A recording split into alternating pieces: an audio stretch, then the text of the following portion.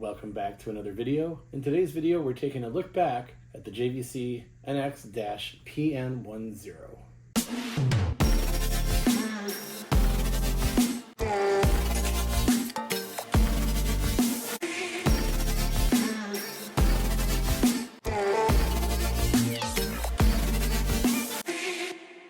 So I'm not exactly a collector of iPods, though I do, of course, have a bunch of them.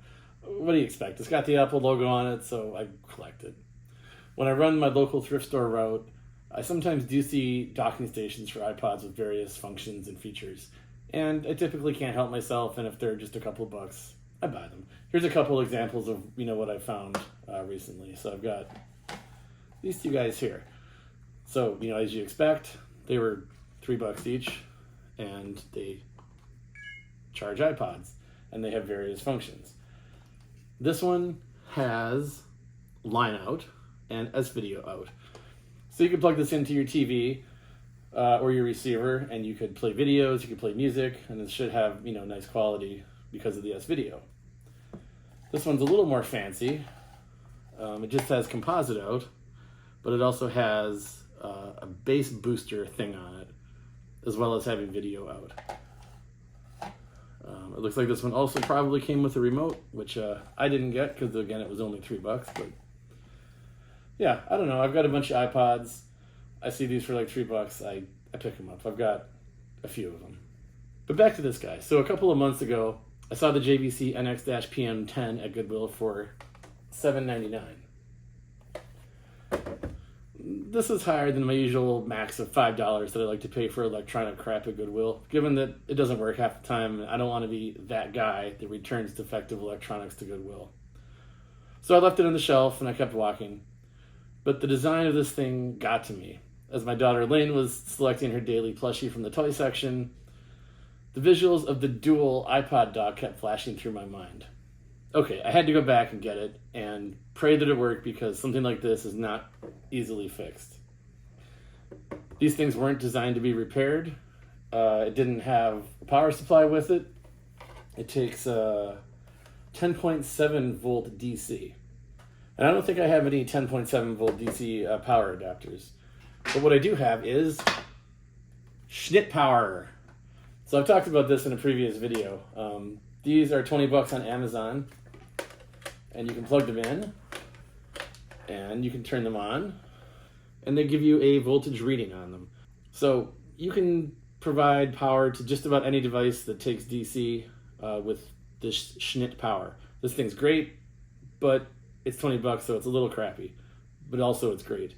So I always measure mine with my voltmeter before I plug it into anything, because it's got this display on here, and you can turn it up and down, 10.6, 10.5, 11.0. And I found that to get a 10.7 volt DC out of here, I have to have it set to 10.5 volts. Not a problem. 10.5, 10.7, they're close enough, it wouldn't have mattered anyway. So this thing does come with all of these different barrel jacks so that you can plug it into any device. I've selected the one that fits the JVC here. And it also does come with a polarity reverser, a little cable. So if your device requires center negative, which was typical for like early 80s devices, then you can just reverse the polarity with that little cable and plug it in. So before I plug it in, I wanted to find out a bit more about this thing, like why it even exists. So off to Google I went. Get the most out of your iPod iPhone with the JVC portable audio system. This sophisticated docking station features a dual play system to play and charge 2 iPods or iPhone 3GS with 10-watt total power. Its back-illuminated LCD screen provides a bright display, while the motion sensor, sound turbo, and FM tuner provide an immersive and exciting playback experience. Charge 2 iPods or iPhones simultaneously or separately with the JVC portable audio system, the ultimate audio experience.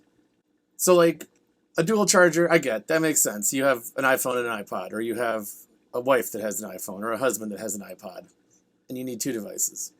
A dock with speakers, I get. You want to plug your iPod in somewhere and play music. All makes sense. Put those together, add an FM radio, but no AM. Add video out, but no audio out. And audio in. In from what exactly? what would you possibly plug into this thing since it already had your iPod and iPhone hooked up to it? Well, you end up with this device, out looking for the probably 3 people that needed this exact setup. Aside from a few eBay auctions selling this thing new and used, and this Azerbaijani website, which is selling it for South African Rand 2549.99, which turns out to be $141.48 by today's exchange rate. There's just a bunch of websites hosting the instruction manual. So looking at the main page here, works with iPhone, made for iPod, comes with a remote, which I unfortunately didn't get, but not a problem. Cautions, warnings, proper ventilation. So we've got the getting started, basic operations, playing from iPods, listening to FM broadcasts, playing back from other equipment, setting the clock, and troubleshooting. And just how to plug it in, how to plug your iPod or iPhone into it, how to set the clock, how to change between the devices. It's all good information, and I'm glad somebody did preserve this manual so we can look at it. But looking at what it's compatible with, iPod Nanos up through the 4th gen, iPod Mini through 2nd gen, iPod through 4th gen, iPod Video through 5th gen, Classic, Touch 1 and 2nd gen, iPhone 3G. And I think it says somewhere, JVC does not assure the compatibility of iPod released after April 2009 with this unit. So just scrolling through the rest of it, it's all just basic stuff, nothing super fascinating here in the manual. I did also look for it on YouTube, and I didn't find any videos of this thing, but I did find this person, DKS iPod Touch Hacker, had posted a video of a very similar device. So this is a JVC dual iPod charger speaker thing, and this person apparently had bought it from Circuit City, and it looks like they bought it when Circuit City was going out of business. So I don't know if this one is older or newer than the one I have, but this one was posted in 2009 during a going out of business sale. So JVC clearly made more than one iteration of this device, and I still don't know why. I still don't know who this was targeted for. All right, so let's go back upstairs and see what we can do with the one I have. All right, so I've got my Schnitt Power. Let's go ahead and plug that into the back here. And you can see that we do have some signs of life in this thing. So if I hit the power button, hello, it starts flashing and it says iPod A. So I've got a couple more iPods here. Let's go ahead and plug these guys in. That one's charging. And that one's charging. That's great. All right, so looking at the functionality of this thing, we've got some buttons on top. We have the iPod B, play and pause, FM audio in, volume. And on this side we have iPod A, play and pause, skip track, go back a track, and snooze. So that's right, this thing does have an alarm as well. There I am, hi. On the front we have the power button. There's this motion sensor, so it apparently, according to the manual, can turn on and off when you walk by or wave at it. It's got a demo and sound turbo, which are probably just like some sort of really generic bass booster, who knows. All right, but does it work? So if we hit play on iPod B, and we don't play for too long because we don't want a copyright strike, you can hear that it does actually play music. And we'll do the same thing for iPod A. All right, and again, I don't know what that is, but I don't want to get a copyright strike, so we'll just stop that right away. So you can see it can play both iPods. It can't play them both at the same time, but it can play them one or the other. And it also does have this FM. And we can tune various stations. Not too much to share is that I remember going to dinner with a bunch of my own friends. So as you can see, the radio works as well. And we had So this device seems to be fully functional. I don't have the remote, but again, I'm not sure who it was designed for or what the plan was to sell this to people. It is a cool device. It's got this clear plastic tab here, which unfortunately has a crack in it, but every time you push a button, like volume, it flashes the whole thing. Well, not the middle, flashes both sides. But if you do things on the left side, it flashes just the left light. If you do things on the right side, it flashes just the right light. So depending on which iPod selected, it will flash one light or the other. So yeah, it's your basic dual iPod charger. It's also your basic iPod speaker system. It's also your basic FM radio. And the one thing we haven't talked about yet is video out. And again, I don't know why anybody would want video out in this, but let's test it out. So we'll slide this guy off to the side here. And I've got a little portable TV we can use to plug into it. All right, so if I go on iPod A here, let's select iPod A first.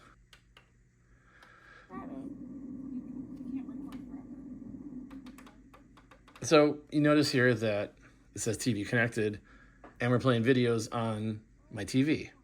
But like I said, there's no audio out on this thing. So all the sound is coming out of its speakers, not coming out of the TV. And I just can't figure out what the use case would be for that. Maybe you've got like a really cool Winamp visualizer that you really like and want to hook it up to your iPod as you are playing music from your iPod that's also charging next to your other iPod or next to your iPhone. Doesn't make a lot of sense to me.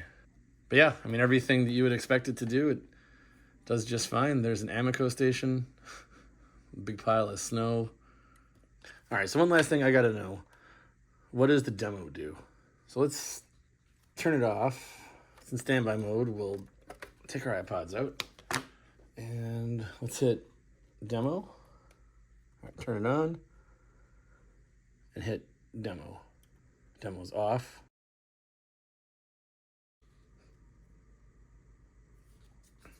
Welcome to JVC. iPod Twin Recharge. Sound Turbo. iPod. Video out. Audio in. Timer. Sleep. FM radio. Demo start. Okay, that's it. So it's interesting that it's got this sleep timer that they expect you to use, while you're going to sleep, you can listen to music or whatever. But they have this bright blue light. Blue, while you're trying to go to sleep, is the worst for your circadian rhythm because, it mimics the sky and your body's like, oh, blue light, I should be awake. So, again, another, weird design choice. And I suppose in the mid to late 2000s, blue was really cool and everybody liked it. Everything was blue, but not great for going to sleep.